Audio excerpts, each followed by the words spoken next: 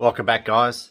That last video I done was done with the GoPro, and I'm going back to my phone now, but it was an absolute nightmare trying to get all the videos off the GoPro onto my phone. So I tried using an SD card reader and doing it that way, but there's a different sort of format, and the Samsung or the Android software didn't agree with it. So I had to go through my laptop, and I tried doing video editing on that, and it's just another challenge.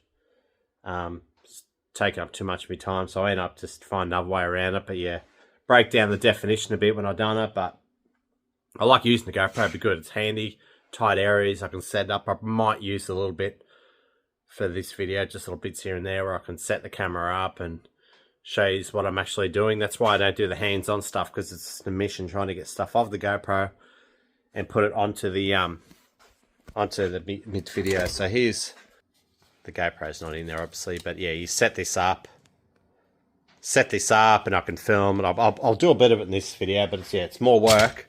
I shit you not, the last video would have been easily 4 to 6 hours of editing. It was ridiculous, and it's like, what am I doing this for? But once you got a video up there, it's awesome, and yeah, you guys appreciate it, so that's what it's all about. So today's mission. How good's that look? It looks freaking sick. Wasn't planning. I wasn't actually doing a video today. I thought, no, let's just get into it. Let's just keep ticking off stuff on the list. But I need to put these suckers here. These go up in here. So there's a bump stop in the lower section, and I've got oversprayed packaging for these. There's a replacer rubber, so these go in the place of these. I can swap them out, and got these sad looking inner guard shields, whatever you like to call them. They've got to be put back on. I'll give them high pressure blast, dry them out, and then give them a coat of engine enamel. Yeah, see how much surface rust that needs to come off them. But yeah, they've got to go back in. I'm having problems, but I tried going to Bunnings and trying to find these type of screws, and I just haven't got a lot of them, but I've managed to go super cheap auto and got these other ones. They sort of look like they might work. It's very similar, very, very similar. I can only get one pack. Either way, I'll make it work. I'll find a way around it. Got that to do, and what else was there? Oh yeah, how could I miss? Oh yeah. So I think the Falcon XA Superbird, it had 351 optional on the rear panel, so I went for this place where they call graphics, online graphics or something. Got on Google, found them, and yeah, got two of them. So if I stuff one up, I've got a backup one, and that 351, that's going to go on the air filter. Got that to do, and yesterday I hooked up the brake booster. I put a vacuum line from the inlet manifold to the brake booster, and as soon as I started the engine up, the pedal started to drop. It started to drop, and I'm like, oh yeah, righto, that's just the vacuum. And then yeah, I thought, hang on, that feels like the brakes could be dragging. So I got out of the car and I started spinning this wheel, and it spun like it was a little bit tight, and all four wheels are like that, a little bit tight. And I'm like, righto, that's not right. So then I've got inside and I actually pulled the pedal out, and then they freed up while the engine was still running. So I'm like, it's like it needs a return spring, or maybe the spring inside. There should be a spring inside the brake booster, and it helps keep the pedal out, maybe. So yeah, either way. But then I kept running the car, and I'm chasing oil leaks and using that high Lamar on the sump bolts. And then yeah, it just started coming good. This was completely free. The other one was completely free, and I'm like, I must have just needed a good run, but. Yeah, righto. Well, also got, if anyone's taken interest in this Bayliner Capri cuddy cabin boat, I only paid $4,000 for that boat. It's unbelievable. 2011 model dual axle trailer, but I got all this stuff here with it. So the weather holds up. It's supposed to be rain later. I'll gotta put some little bit of time into the condition of that. It's like new. It's unreal. But I wouldn't mind putting that on the boat just see how it looks, but it's really difficult. I really want to knock over this project or get close to the finishing stages of it, and that way I can move on to the boat. But I went on a bit of a spending spree last night and bought all this stuff for this car that I needed. Like inside the boot, you got like a rubber lining, like a boot mat. You can get it. I could have got it in like the poo brown, same as the carpet in the car. I could have got the rubber. I think the rubber was factory style. So I got that. Then I got the panels to go on the side inside the boot. Just heaps of little things. But yeah, got up to $900 pretty damn quick. But yeah, we'll go through that later. These GoPros give me grief. Go to start filming and then it shuts down. So I had to format the SD card, do a factory reset, and hopefully it's good now. So I lost my footage before, but so the 302 sticker's gone here from the rear panel. So what I'm going to do now is establish a line. So I'll go like this because it's easier. This point, go like so.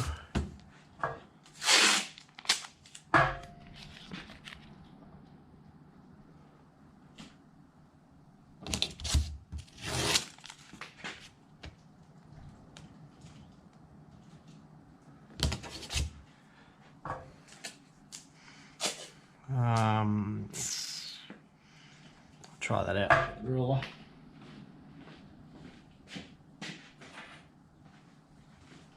It's reasonably close. That's absolutely perfect.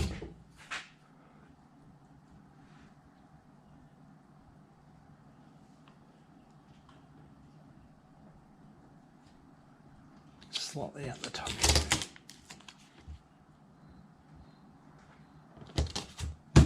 Going by eye, so it looks like it's a bit narrow at the top. 16.5. Yep, that's close enough. Yep. Okay, so we have to find the central point now. It's right in the middle. So I have to work it out so that the top and bottom, but that's pretty easy because you've got these here. So get those decals ready.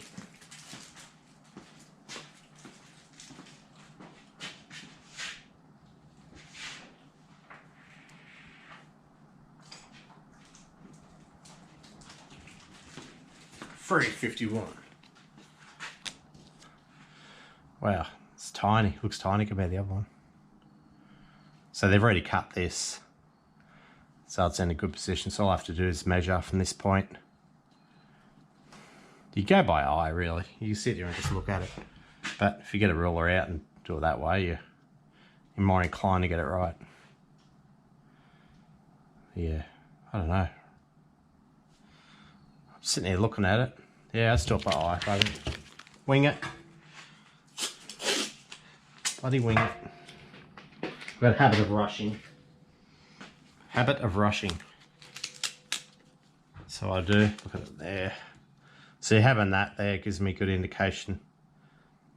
Just by looking at that, you sort of sit here and just look at it.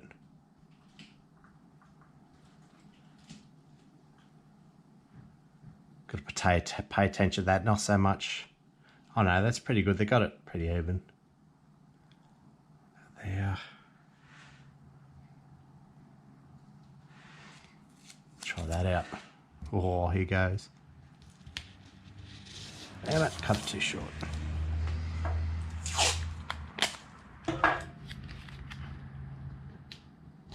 So there you have it. Sitting there like that. Whew, righto. Just double check it. It's about 25, 26. That's all right. It's close enough. It's this easy, guys. You just go up. But this is the part you got to be careful. So when you peel this back, keep that angle there sharp. I find these stickers when they get old, they become very they get very hard and they don't come off like that. So these are new. So I've got a you think I would have planned this better, but I've got a squeegee. Freaking dirty, of course. Everything's fucking dirty. Use a key card actually. I'll use the key card. My phone is.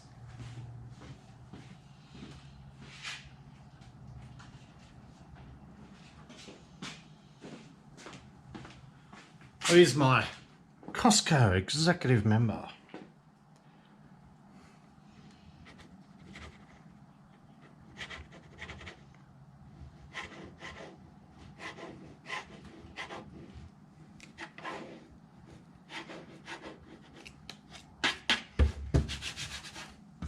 Righto, see how she looks.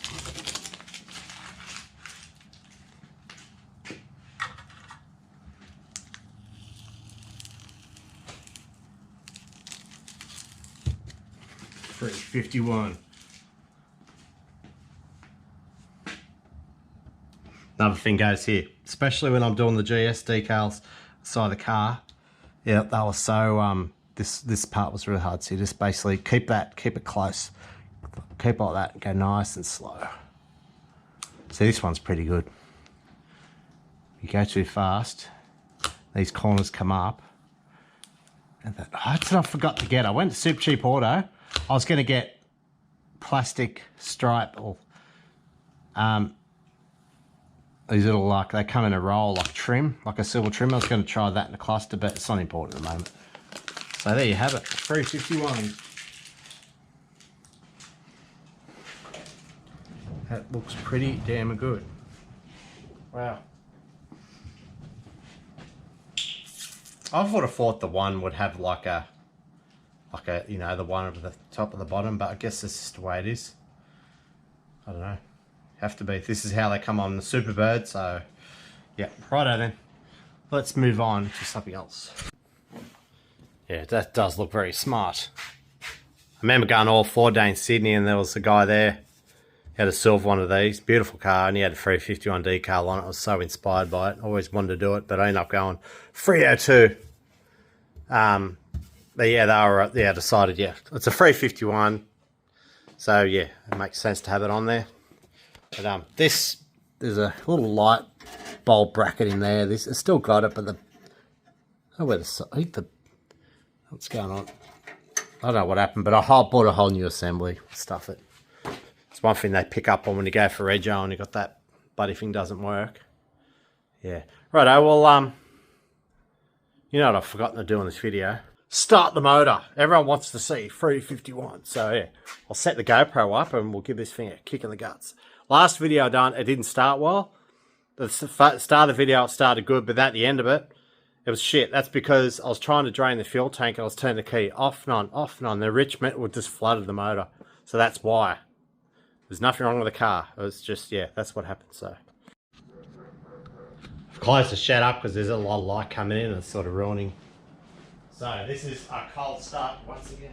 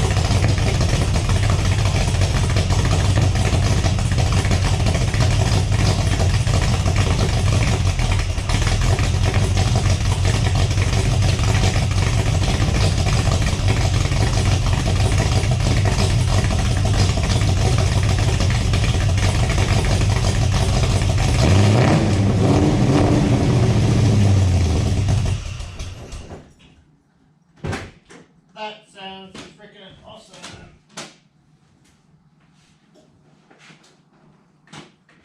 I've had some good cars in my time. I had a 2005 model Ford Falcon BA Mark II GT. It had the Boss 290, but it didn't sound that good. Done. That's back in. That back in, that was shit. Had to re-drill. Ugh. Got the new stop on there too, so all good. Right, move on. Move on to something else.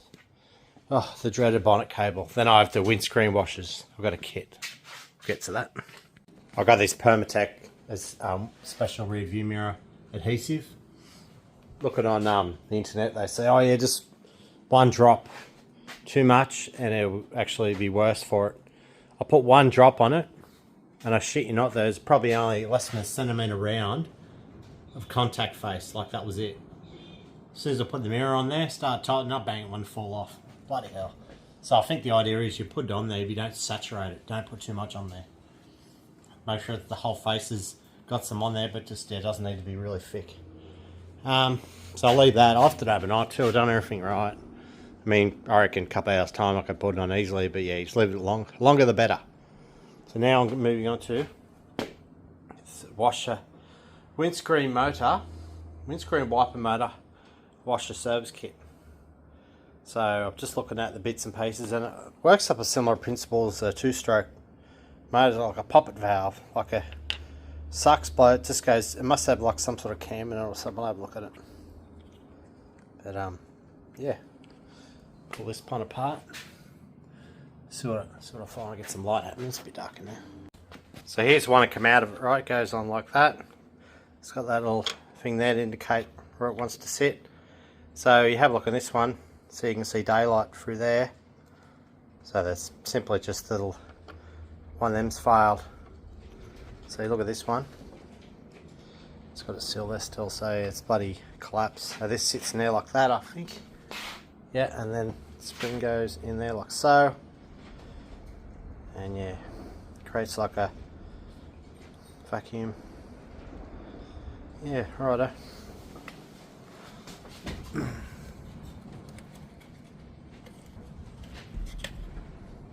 That little thing just goes up and down. Righto. Part of it looks good.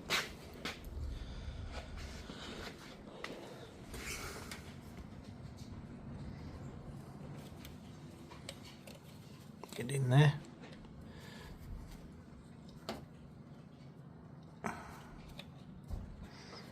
Need two hands for it.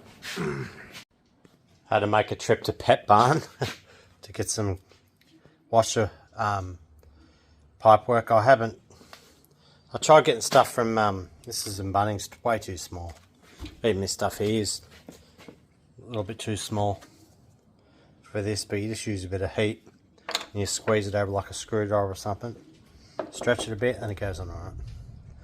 But yeah, I can't get this washer motor to work. Well, it's actually a solenoid. So solenoid comes on and that little plunger there goes up and down. They're very weak in principle, but I'm looking at it and I'm like, why can't I get this going?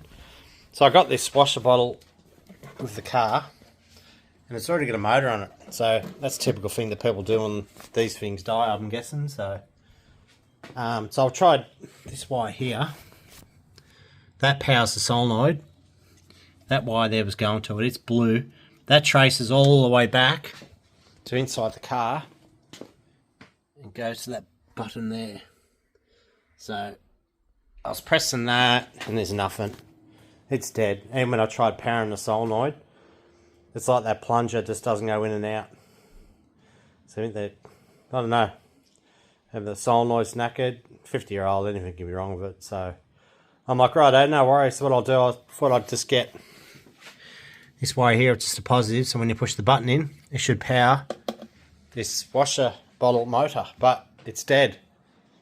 So I'm thinking, oh no, why? And I'm like, hang on, someone's probably got in the car, they've already cut into it, and they had the wire extended that goes through the firewall. Oh, this dog puts himself in silly spots.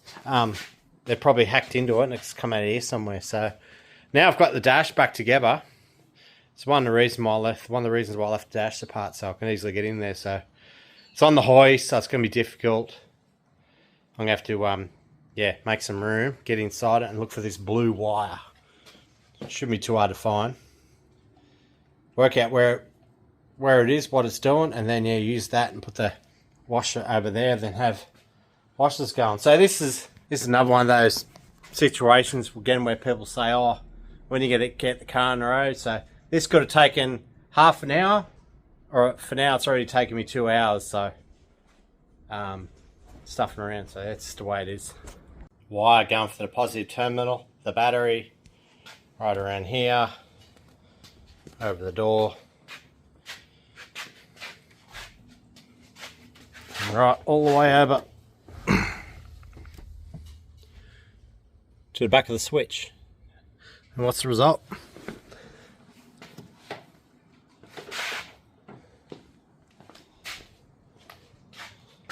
Test light, where'd it go? Oh yeah, look. It's working. Oh no. It means there's something going on that switch. Dear oh dear. So I don't like pulling that up a dash off, but I've done that many times now. I'm starting to get a gist of how to do it without breaking the bloody thing. So yeah, something's going on in here. I have to work it out. So it's got this plug, right? It goes to the back of it. Look at the big red one. I'm guessing that feeds power to the switch, and then it sends, the switch itself sends the power directly where it needs to go to. So I reckon this switch has got an issue. It's the earth. Like we did, I don't know if he's a member, anyone that follows me. Do you think I'd get him beyond it?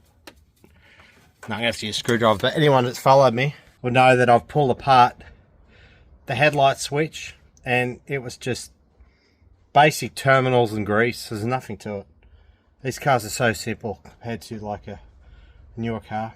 So we'll pull this switch out. Hopefully I don't wreck it. Sometimes it thinks it's broken when you pull it apart, but we'll pull apart the switch and we'll see what's going on. So here's the switch. You buy them refurbished off the internet. So 2 little flatheads there. Alrighto. See how I go.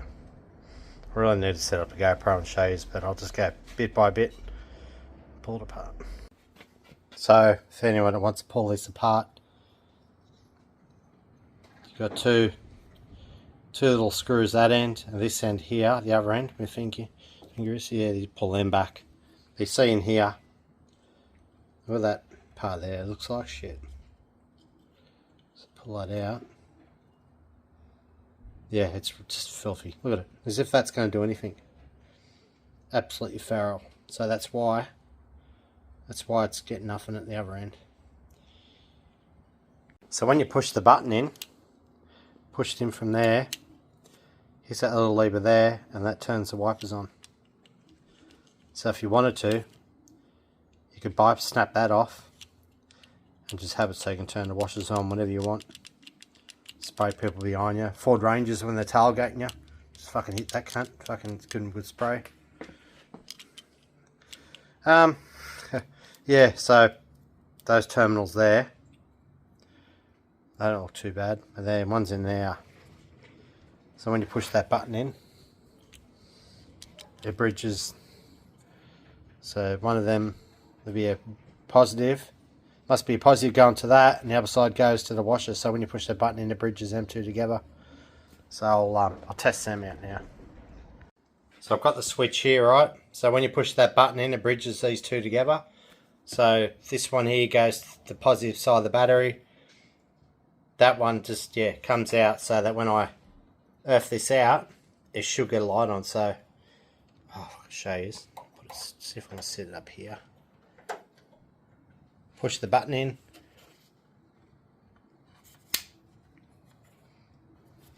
Let's get looking around it. There you go. So when you push the button in, it's stuck in at the moment because it's not put together 100% properly. So push the button in. So it's coming on, it's working, it's doing its thing. So that part of it's alright. So now we're going to go to the back of the switch. That red one that you see connected, and that other one over there. I have to make sure. I thought that was an earth. Unless it might actually only supply earth to the solenoid. I don't know. I'm going off AI too. The workshop manual is very limited. I know you can look at the Ford workshop manuals, but they're very complex and they've got tiny little writing in it. And when you look into these things, they're usually pretty simple, but ideally I need a positive. All I need that switch to do is send a positive to that motor, to this wiper motor, and then I can branch it off. So it might just be a matter of me hacking into the wiring that big red wire there, hack into that, bridge that across to the switch where the black one is, and make sure before I go put it back together, make sure I still got a wiper motor, make sure it works. There's a big earth on it anyway. You probably can't see it, but right there in that bottom one there's the earth. So yeah, I might be able to just retro modify it so it does what I need to do. I got it resolved. So when I try to use, I'll just turn the camera around. When I try to use the positive feed that comes, that light's in a bad spot, the positive wire that goes to the back of the switch there for the wipers, I tried using that to supply power to the washer motor, and it's just not enough.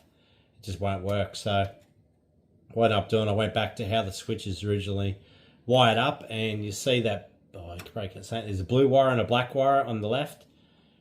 They're for the purely for the washer motor. So what I've done, I just wired it up exactly how it was in factory, so it supplies earth down to the wiper motor. So it sends earth to this solenoid here, and then it activates the plunger, and yeah, it starts doing its thing, but it's obviously it's no good anymore. So what I've done, I used the earth to go straight to the washer bottle over here where it is in factory, and so it gets earth, and then I switched 12 volt from behind the dash. So now I've got washers, and to make things worse, I thought I already had these somewhere, but I can't find them. So I end up once again attacking the Fairmont XB Fairmont over there, and I got these off the car, and one of them had a nut, like a nut head on it. It's shit to get off.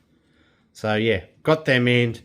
Obviously, these would have been blocked, so I ended up cutting them off, and then just putting a tiny drill through there, then crushing it a little bit to how I like it, and then yeah, it works now.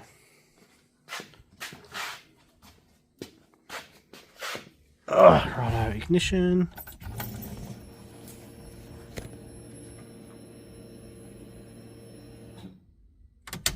Wipers, then you just tap this. Now I got washers. Beautiful. One less thing on the list to do now. Phone's been going red hot today. And then I had another fella I spoke to now. He's got a Ford Escort Mark 1. Earlier model of mine. He's got a Duratec. Now this car's been a street machine. It is the shit. But now he's decided to go turbocharged. And he's gone a similar direction to me. And he used a G series Garrett Turbo on it. But he made the mistake of asking questions on Facebook. And as usual, people just sort of, I don't know, they go on about things that may not be relevant. So, yeah, spoke to him and guided him in what direction he should go. But he said the motor's a little bit noisy. I said, mate, it's a race motor. It's going to be pistons slapping in the bore. It's going to be all sorts of funky sounds. That's how they are, because you don't want, when you build race motors, especially boosted, you want heaps of piston to bore clearance, because those pistons get hot with boost. They expand, and if they haven't got good bore clearance, they gall the cylinders, they drag down the bore. But that's another topic. So yeah, been caught up doing that. So on the list I've got, there's only two things left to do, and one of them is to rig up the bonnet cable, and the second one is to tidy up the engine bay. So in the engine bay here, I need to set up, I've ordered the strap to hold this down, factory style. I've got Cleveland engine, like rocker cub breathers. They come from America. One of the mates gave me his. One of them with the other one around here somewhere. It's Ford Racing, but it hasn't got the thing on the side of it, the breather. Here it is. Ford Racing. They do look good, but it hasn't got that bit there of it, and it hasn't got the rubbers to go into the rock cover. So I've just got on, just bought a whole complete ones from America. I know I could have got cheaper ones, but I'm like, no, they're like really pretty. They say Cleveland on it. They look really good. So yeah, righto. See what else I need to do. What I've learnt when installing these upper dash pad, you got a pin, right? You got a pin there. that pin, once that locates in the right spot, that's central. So then you can go ahead and carefully put it in. It's also got another locator pin here. But once you get that in the right spot, it's a good thing, because if you don't, you'll push it on top and then it'll sit over a bit and you'll be like, oh, what's going on? It's all out of whack. But that's what I've learnt. But yeah, can be so careful. This stash is freaking smick. I paid like, I don't remember how much I paid for it. It was a freaking lot of money. It's in such good condition. But as usual, I've scuffed it there. Stuffed it up here one time. Yeah, it's just so hard to keep them in mint, but yeah. If I want to wrap up this video, I usually wrap them up before I go back to work. So when I got my days off, I wrap the videos up and then just, yeah, go from there. But I've just done 3-day shifts and I'm like, oh, how am I going with this video? And I sort of lost track a bit. So I'll just go through what I've done. So I've got the rear view mirror up. Interior is probably 90% done. I say 90% because there's always some little things I have to do. But there's not a real lot. You're happy to be here, aren't you? There's not a real lot to do in there now. But what I think my next direction will be is tidying up this engine bay. So actually, I'll get some more lighting going on. So the engine bay, the leads are an absolute mess. They're not secured properly. They're all sort of messy. So I need to tidy up those leads. I've got a overflow tank, a special aftermarket. It's like round. I don't know what color. It might be silver. I'll paint it black. Put it here because I got this crap here. It sort of changed everything. So I put it here. What are you doing?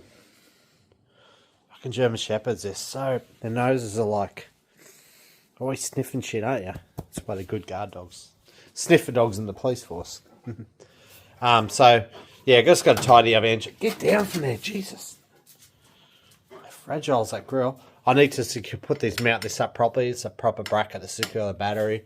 Just little things really. But what I want to do, I want to take it in and get it.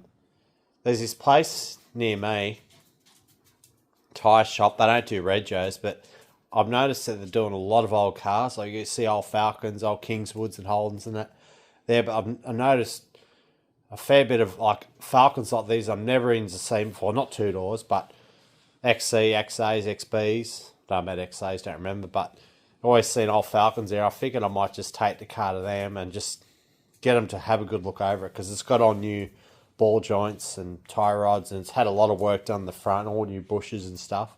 But the only thing that hasn't been replaced is that steering box. So when you rock the steering, well, there's that little bit of play in it. I want to get them to look over it. They know what they're doing, I hope, and they will. Get them to have a look over it and just see what they think, and get them to test the brakes out and just give it a look over. Get that second opinion. Get that sorted. Take it home again. I'll trailer it there, obviously, and then I'll keep going with whatever I need to do with the car. Make changes, possibly. Then I'll take it. There's a guy I go to. He's been I've known him for many years. I've always gone to him for pink slips, blue slips, but he used to tune the Escort back in the day, and he's pretty knowledgeable. But I reckon I'll end up taking the car to him. I'll see how it go. I might even get him to throw it on the dyno, just the roller dyno, not the hub, and just give it a run and just see if he can have a look over the tune and just see how it is. But yeah, it's got this when it's below its. So you got closed loop, that's sort of self-tunes. Open loop, it's based purely on the settings that I've tuned the engine to be. So when it's cold, you go to hit the throttle, it needs enrichment, it's got these issues. They can't be resolved unless someone manually makes the changes and improves it. So I'll see how it go, but I wouldn't mind taking to him and getting him to have a good look at it. He hasn't played with the Aces EFI, but he's played with the Holy Sniper. But every time I take a car to him by the Escort, and he's got a unfamiliar ECU, he gets his head around it pretty quick, so he's pretty switched on. But yeah, I wouldn't mind taking the car to him, get on the rollers, get him muck around the tune while it's there, see if I do a blue slip on it, and then I'll go through the historic rego process, and I'll run this through that, depending on what club you go through. But yeah, I've I've done it all before, but yeah. Club registration, then this car on the road. It's going to be freaking awesome. Yeah, I'm starting to think, what the hell am I going to do in my spare time? I know I've got this fan one over here, but I sort of need a bit of time out. I just need to recharge the batteries a bit. It's getting a bit full on. Like, I feel like I'm, always working on this. But yeah, the result's worth it. So yeah, righto guys. Thanks for watching. I'll hopefully have another update soon.